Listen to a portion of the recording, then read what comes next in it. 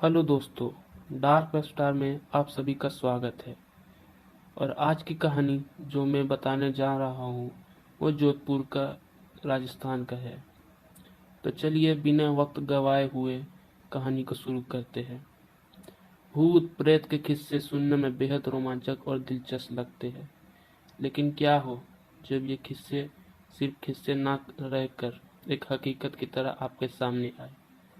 आज की युवा पीढ़ी भूत और आत्माओं के होने पर विश्वास नहीं करती है, लेकिन जिस पर विश्वास नहीं करते वो असल में होती है। यह तो संभव है ना। आज हम ऐसे ही भूतिया स्थान से आपके परिचय कराने जा रहे हैं। इसके बारे में कहा जाता है कि इसका निर्माण स्वयं एक आत्मा ने किया था। जोधपुर, राजस्थान। यह स्थानीय लोगों में बहुत मशहूर है। यहाँ की पानी की कई बवादियाँ हैं, जिसमें से एक बारे में कहा जाता है कि उसे भूत ने बनाया था। जोधपुर से लगभग 90 किलोमीटर दूर पर स्थित रास्ती नाम का एक ऐतिहासिक गांव है। मारवाड़ के इतिहास पर नजर डालें तो ये कहा जाता होता है कि जब जोधपुर में रहने वाले राजपूतों की चंपावत शाखा का विधान हुआ था, उसमें से अलग हुए एक दल ने कपड़ा गांव शुरू किया। लेकिन इस स्थान पर रहने वाले युवा राजपूत राजकुमारों ने गांव में सदा करने वाले साधु महात्माओं को परेशान करना शुरू कर दिया। उन राजकुमारों ने क्रोधित होकर साधुओं ने उन पे शराब के दे दिया। उन्हें आने वाली पीढ़ी ने एक गांव में नहीं रह सकते थे। साधुओं ने जब शराब दी तो ये बात राजकुमारों ने अपने घर में जाके बताई। वो सब भयभीत हो गए। वो उस गांव को छोड़ कर चले गए। इस गांव को छोड़ वही जिस गांव में जा रहे थे, वो गांव का नाम है रतहासी गांव। ये जोधपुर से लगभग 90 किलोमीटर दूर ही। इस गांव में एक बवाड़ी है, जिसके बारे में कहा जाता है कि वो भूतों के सहयोग से बनी है, और उस बवाड़ी को बनाने में भूत प्रेतों ने गांव वाले की सहायता की थी। ठाकुर जय सिंह के महल में एक बवाड़ी को देखने के लिए लोग दूर दूर से आते हैं। इस बवाड़ी के विजय में ये कहानी परिचित है कि एक बार जब ठाकुर जय सिंह घोड़े पर सवार होकर जोधपुर से रतहासी गांव की ओर जा रहे थे, तब रास्ते में ठाकुर साहब को घोड़ा उनके साथ साथ चलने वाले सेवकों से पीछे छूट गया और इतने में रात हो गई।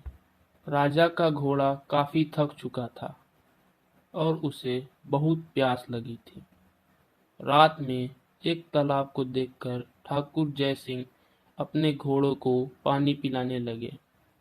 आधी रात का समय था। घोड़ा जैसे ही आगे बढ़ जाता, राजा को एक आकृति दिखाई दी, जिसने धीरे धीरे इंसानी शरीर धारण कर लिया। राजा उसे देखकर डर गया। उस प्रेत ने राजा को कहा कि मुझे प्यास लगी है, लेकिन श्राप के कारण मैं इस कुएं का पानी नहीं पी सकता। राजा ने उस प्रेत को पानी पिलाया और राजा की दयालुता देखकर प्रेत ने उसे कहा कि वो जो भी मांगेगा वह उसे पूरी कर देगा। राजा ने प्रेत को कहा कि वह उसके महल में एक बवाड़ी का निर्माण करे और उसके राज्य को सुंदर बना दे। भूत ने राजा के आदेश को स्वीकारते हुए कहा कि वो ये असली रूप से नहीं करेगा, लेकिन दिन भर में जितना भी काम होगा वो रात के समय 100 गुना और बढ़ जाएगा। उस प्रेत ने राजा को ये राज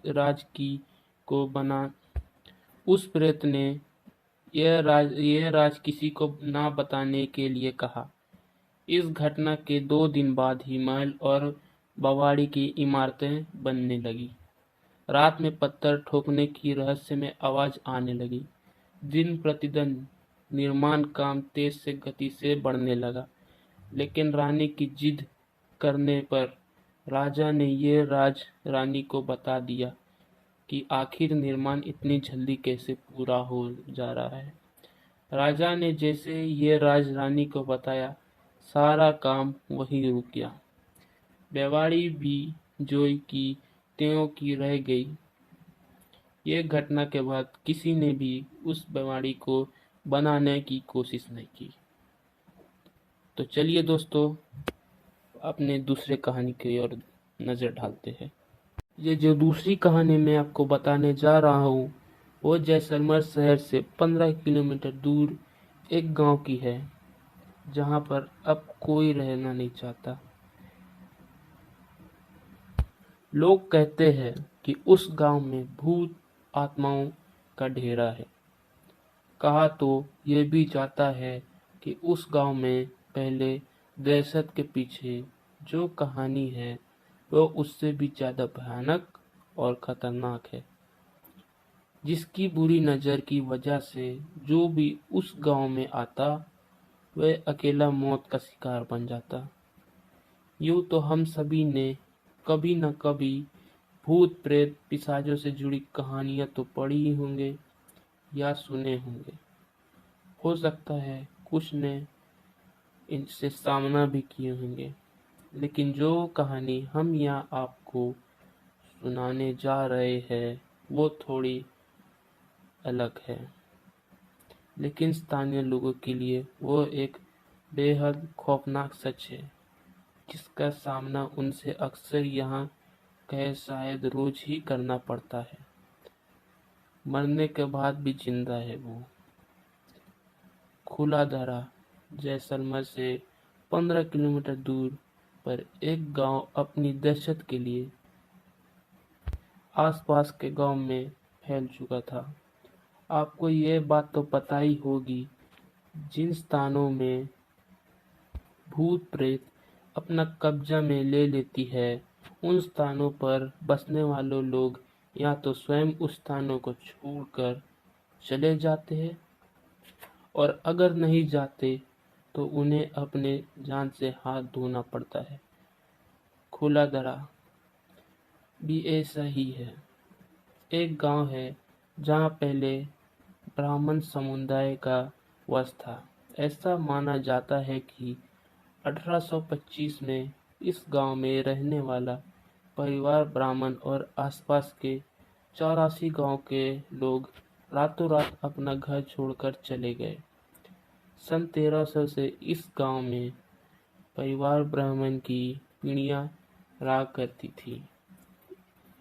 रक्षाबंधन की एक दिन पहले ही इस गांव को छोड़कर चले गए ये लोग। ऐसा माना जाता है कि इस दिन कुछ ऐसा दर्दनाक घटना हुआ था, जिसके बारे में आज तक भूत बहुत से परिवार ब्राह्मण रक्षाबंधन का त्योहार नहीं मनाते। मौत से छीना कर अपनी जिंदगी दोबारा वापस लाए बड़े पैमान पर हुआ। इस पलायन के पीछे की कहानी कुछ यह कहती है।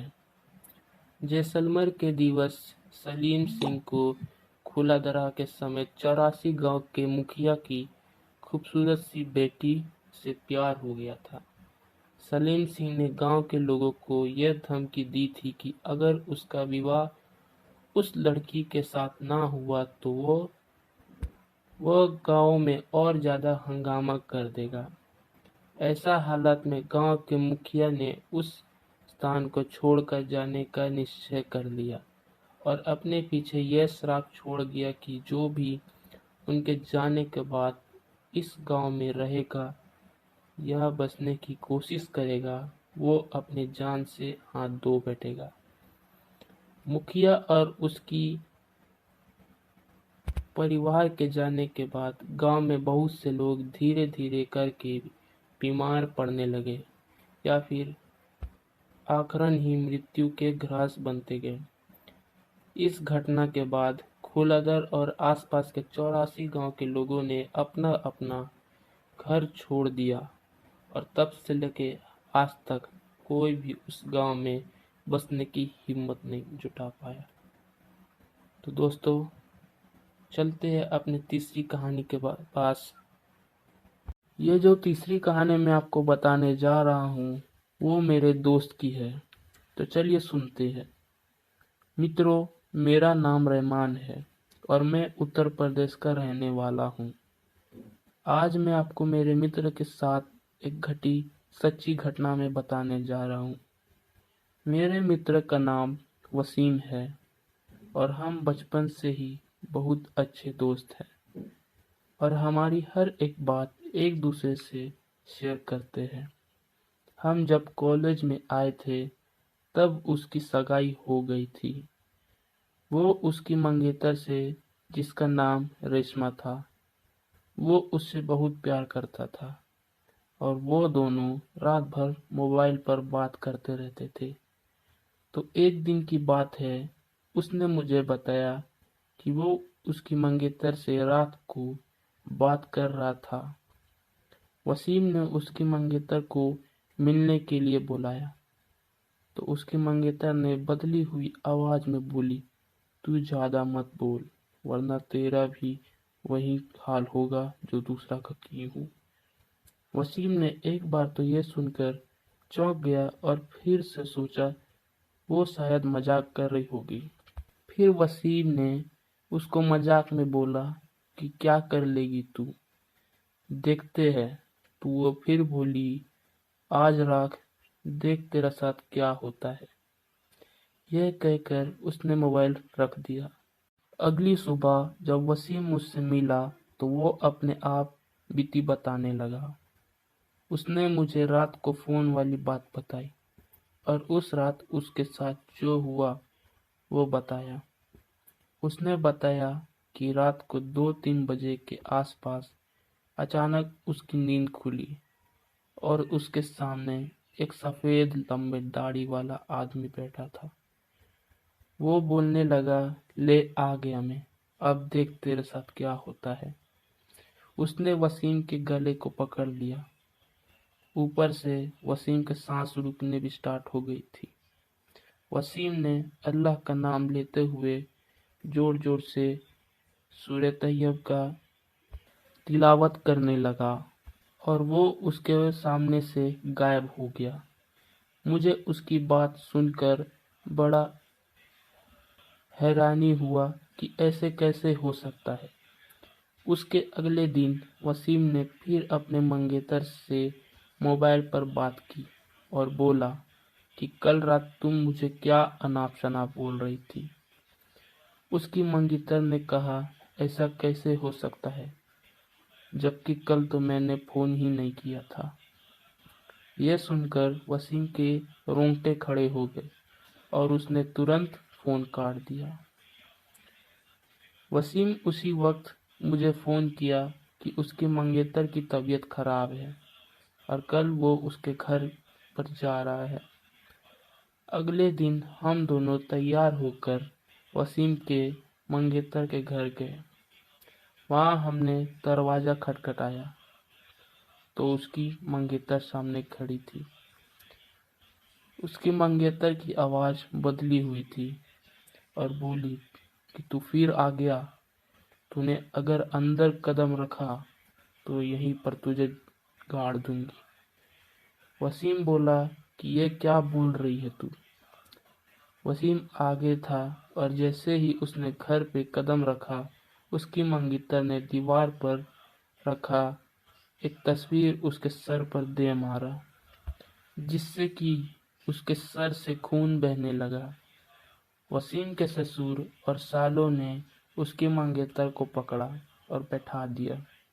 फिर उसके सालों ने वसीम के सर पर पट्टी बांध दी। रेशमा के दादाजी ने बताया कि रेशमा को जिन का साया लग गया है। इस पर वसीम के ससुर जी ने उन्हें अपना मुंह बंद रखने को कहा। थोड़ी देर रुक कर हम वहां से सीधे हॉस्पिटल जाकर ढंग से पट्टी करवाए। उसके अगले ही दिन मुझे वसीम का फोन आया कि रेशमा की तबीयत बहुत खराब है और वो हॉस्पिटल में भर्ती है। वसीम ने बाइक निकाला और हम दोनों जल्दी हॉस्पिटल पहुंचे। वहां पर पहुंचते ही हमें डॉक्टर से रेशमा की हालत पूछी तो उसने बताया कि उसकी हालत बहुत ही नाजुक है और कोई असली बीमारी का पता नहीं चल रहा है। और उसके घर वालों को डॉक्टर ने रेशमा को घर ले जाने को कहा। सभी हैरान थे कि ऐसा क्या बीमारी है जिसका इलाज डॉक्टर के पास भी नहीं है। फिर उसके घर वालों ने रेशमा को घर ले गए और रेशमा ने वसीम को बुलाया और कहा कि मैं अब ज़्यादा दिन जिंदा नहीं रह पाऊंगी और तुम किसी अच्छी लड़की से शादी कर लेना। यह सुनकर वसीम के आंखों में आंसू आ गए और बोलने लगा कि मैं तुम्हें मरने नहीं दूंगा। फिर रेशमा के दादाजी ने उसके पास ही के एक पीर बाबा के पास ले जाने को कहा। हम उसको पीर बाबा के पास ले गए और पीर बाबा ने बताया कि इसको एक बुरे जिन का जकड़ लिया है, जिसकी वजह से इसके शरीर को नुकसान पहुंच रहा है। अब बहुत देर हो चुकी है। पीर बाबा ने बताया कि इसका एक ही इलाज है, यहाँ से 80 किलोमीटर दूर एक दरगाह है, वहाँ इसका इलाज हो सकता है। और बाबा ने बताया कि इसके साथ वही इंसान जाएगा जिसको वो सबसे ज़्यादा चाहती है। वसीम ने कहा कि मैं चला जाऊंगा, मुझे बाइक भी चलाना आती है। तो रात के 3 बजे वसीम और रेशमा दोनों बाइक पर निकल पड़े। लेकिन आधे घंटे के बाद किसी का फोन आया कि वसीम और रेशमा की दो एक्सीडेंट हो गई है और मौके पे मौत हो चुकी है। यह सुनकर मेरे को रोने का मन रो रो कर बुरा हाल हो गया था। मेरा सबसे करीबी दोस्त अब इस दुनिया में नहीं रहा। तो दोस्तों, चलते हैं अपने चौथे कहानी के पास। तो दोस्तों, ये जो कहानी मैं आपको बताने जा रहा हूँ, ये हमारे सब्सक्राइबर ने भेजी है। तो चलिए शुरू करते हैं। दोस्तों, आज जो हम आपको किस्सा बताने जा रहे हैं वो एक ऐसी घटना है जिससे कई प्रेस वालों ने अपनी पुस्तक में भी छापा थी। यह घटना सन 1990 में घटी हुई थी। उस समय में हॉस्पिटल की सुविधा बहुत ही कमजोर हुआ करती थी। यूपी के मुजफ्फरपुर में एक रसूलपुर गांव में एक चौधरी गिरधान सिंह नाम का एक आदमी रहता था। उसका एक 3 साल का बच्चा था। उसे चेक चाक हो गया और काफी इलाज करने के बाद भी वो जिंदा नहीं बच सका। रात में उसकी मौत होने से सुबह उसके अंतिम संस्कार करने का निर्णय किया गया। उसी रात को मुजफ्फरपुर के एक दूसरे गांव में शोभराम नाम के एक आदमी की बैलगाड़ी के पहिए के नीचे आ जाने से उसकी मौत हो गई। उसको अस्पताल ले जाते वक्त रास्ते में उसी की मौत हो गई। मृतक के घर वालों ने उसका देह संस्कार कर दिया। दूसरी तरफ जब रसूलपुर में उस मृत बच्चों को दफनाने करने के लिए जंगल जाने लगे, अचानक रास्ते में उसके शरीर में हलचल हुई और वो उठकर खड़ा हो गया।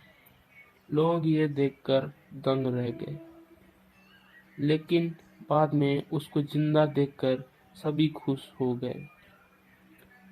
लेकिन लोगों को यह क्या पता था कि उस बच्चे के शरीर को किसी और की आत्मा ने जकड़ रखा था। उस 3 साल के बच्चे में 23 साल के सोहराम की आत्मा घुस चुकी थी। वो अलग जगह पर आकर बहुत परेशान हो रहा था और खाना खाने से मना कर रहा था, लेकिन बड़ी मुश्किल से समझाकर उसे खाना के लिए राजी किया गया। एक दिन वो बच्चा अपने मामा के साथ उसके नानी घर जा रहा था कि अचानक रास्ते में वो जगह आई जहाँ सोहराम की मौत हुई थी। उस बच्चे ने इशारा करके बताया कि ये रास्ता उसके गांव की ओर जाता है। उसके मामा ने उसके बातों को अनसुना कर दिया और नानी घर चले गए। उसके नानी घर में आत्माराम के गांव का एक आदमी जगन्नाथ किसी काम से आया था।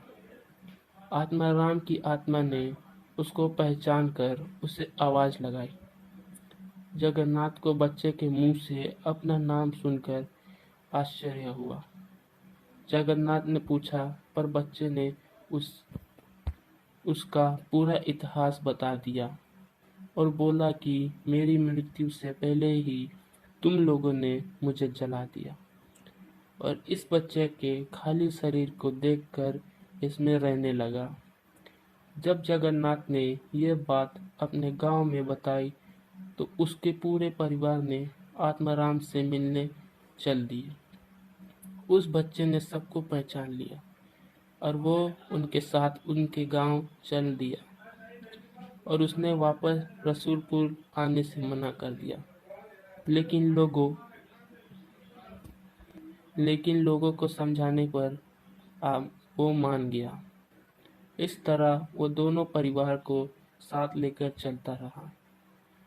तो दोस्तों, चलते हैं अपने आखिरी कहानी पर।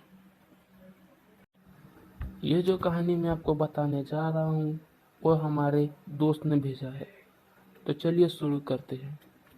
मित्रों, मेरा नाम गजेंद्र प्रजापति है। मैं राजस्थान का रहने वाला हूँ। मैं आज जो आपको किस्सा सुनाने जा रहा हूँ वो आज से 10 साल पहले मेरे साथ घटी थी। दोस्तों, आपने सुना ही होगा कि रात को पानी के पास रहकर सोना चाहिए। यह मेरी कहानी पानी पर आधारित है।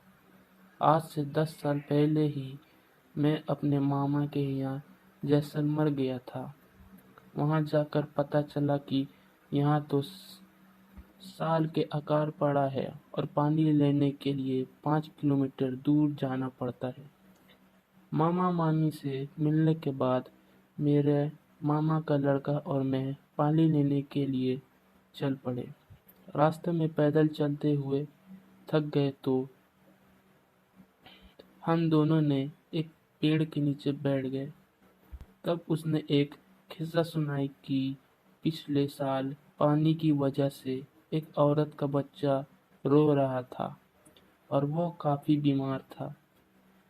इसलिए वो पानी मांगने हमारे गांव में आई, लेकिन उसको किसी ने पानी नहीं दिया। जब वो वापस लौट रही थी तो रास्ते में उसको ठाकुर के घर पर पानी दिखा, तो उसने बिना पूछे पानी पीने की कोशिश की। जब उसको ठाकुर ने देखा तो वो गुस्से से आंख बबूला हो गया और कुल्हाड़ी लेकर उस औरत की तरफ दौड़ा। उस औरत ने भागने की कोशिश की, लेकिन वो गिर गई। ठाकुर ने बिना आफताब देखते हुए कुल्हाड़ी से उस औरत की हत्या कर दी।